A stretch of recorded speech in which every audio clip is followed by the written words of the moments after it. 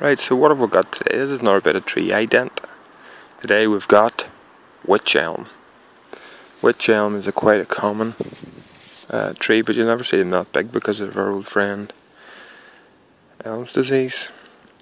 Anyway, this is a Wych Elm, Ulmus glabra.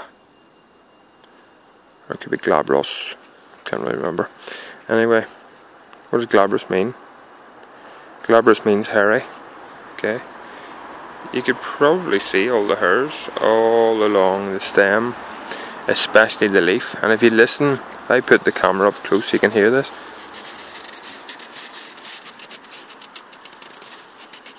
Sounds a wee bit like sandpaper.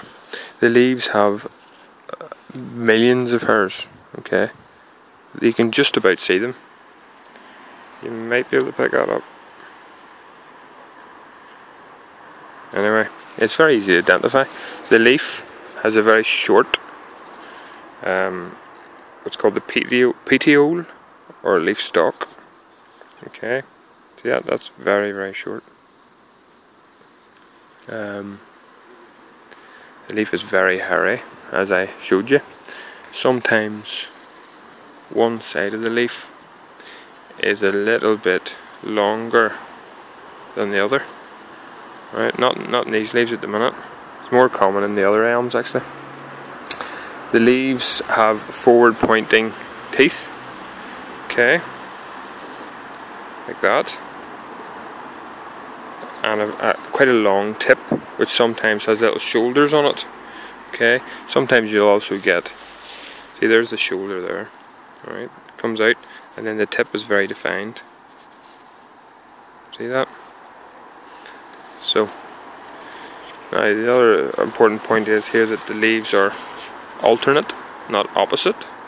Okay, alternate. Other leaves that look like that are hazel, like a wee bit like it, but they're not as oblong, not as long. Hazel leaves are a wee bit fatter than that. Okay. Now, elm is good for all sorts of things. Good for making bows.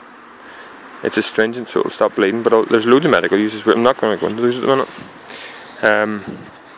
It's good. It's good wood for carving and things like that. You know, it's good, flexible, strong wood. But one of the most useful things about elm is the bark is really good for cord.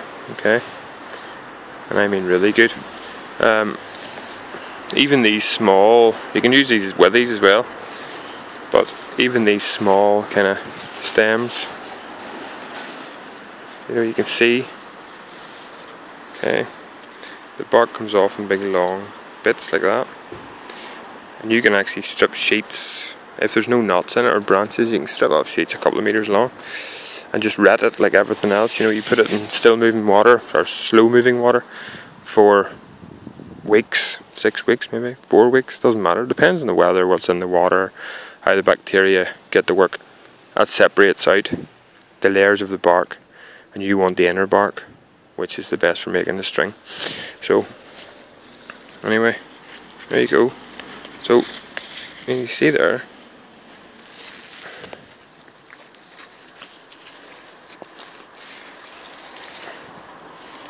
that's all cordage there really, you know, that I've just stripped off. Now the leaves are still attached, but you can see that good cordage potential.